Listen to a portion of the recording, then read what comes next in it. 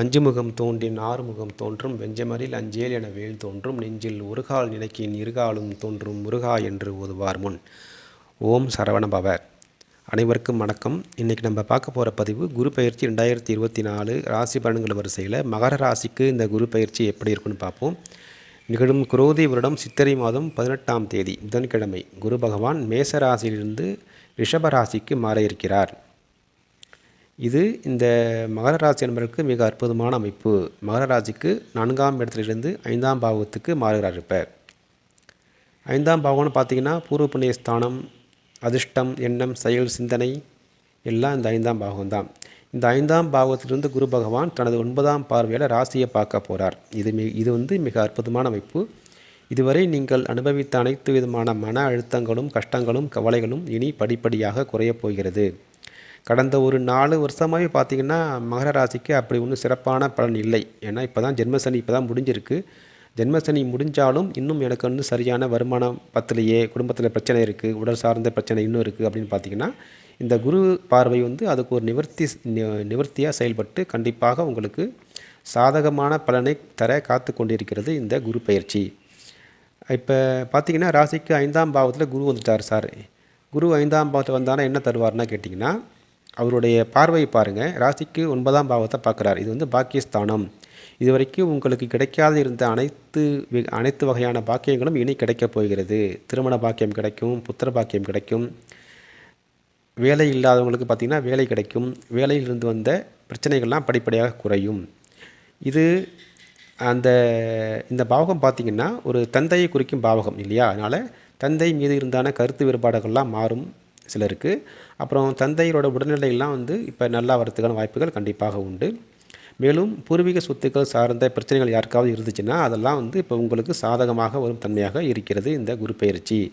மேலும் ராசிக்கு 9ஆம் பாவகம் பார்த்திங்கன்னா அது ஒரு ஆன்மீகம் சம்மந்தப்பட்ட ஆதிபத்தியம் கொண்டது. அங்கே கேது இருக்கிறதுனால குருவின் பார்வை கேதுக்கு விழுது. அதனால் ஆன்மீகம் சார்ந்த விஷயங்களில் உங்கள் மனம் அதிகமாக ஈடுபடும்.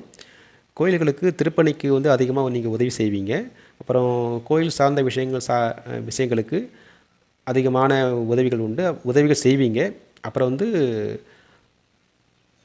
யாத்திரை மாரி போவீங்க. அதிகமான கோயில் சார்ந்த விஷயங்களுக்கு இப்போ உங்களுக்கு அதிகமாக நடக்கும் இந்த காலகட்டங்கள். என்ன கேது பாக்கியஸ்தானத்திலிருந்து குருவின் பார்வை வாங்கிறதுனால.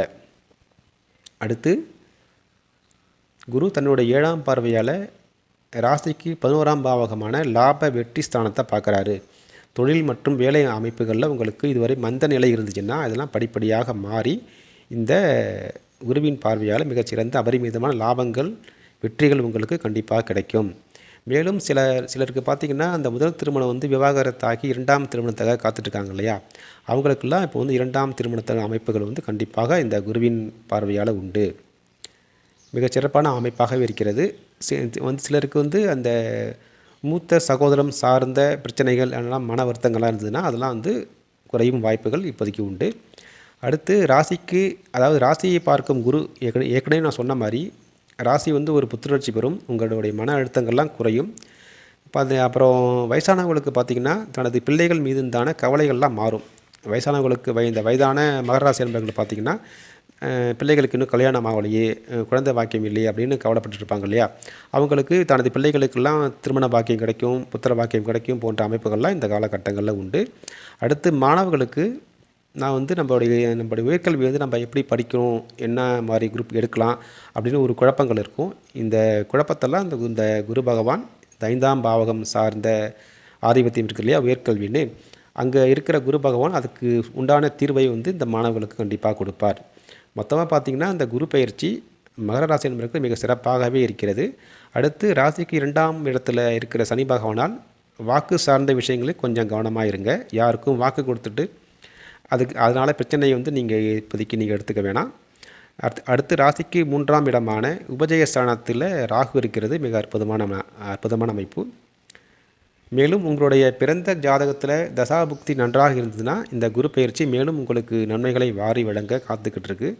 அற்புதமான காலகட்டமாக இருக்கிறது. இதுவரை நீங்கள் பட்ட கஷ்டங்களுக்கெல்லாம் ஒரு விடிவு காலமாக இந்த குரு பயிற்சி உங்களுக்கு கண்டிப்பாக அமையும் என்பதில் எந்தவித ஐயங்களும் இல்லை. ராசிக்கு 5ஆம் இடத்துல குரு வந்துட்டார்னா 5ஆம் பாவகம், அதாவது குலதெய்வமும் இந்த 5ஆம் பாவகம் தான். குலதெய்வம் சார்ந்த நன்மைகள், அந்த குலதெய்வத்தின் பரிபூர்ண அருள் வந்து உங்களுக்கு கண்டிப்பாக கிடைக்கும். அதனால் இந்த மகர ராசி அன்பர்களுக்கு பெரிய அளவிலான சோதனைகள்லாம் ஒன்றும் கிடையாது. நீங்கள் பட்ட கஷ்டங்களுக்கெல்லாம் மாறி நல்லபடியான வாழ்க்கையை இந்த குரு பகவான் தர காத்து கொண்டிருக்கிறார். வாழ்த்துக்கள் நண்பர்களே. மீண்டும் நம்ம அடுத்த பதிவில் சந்திப்போம். நன்றி, வணக்கம்.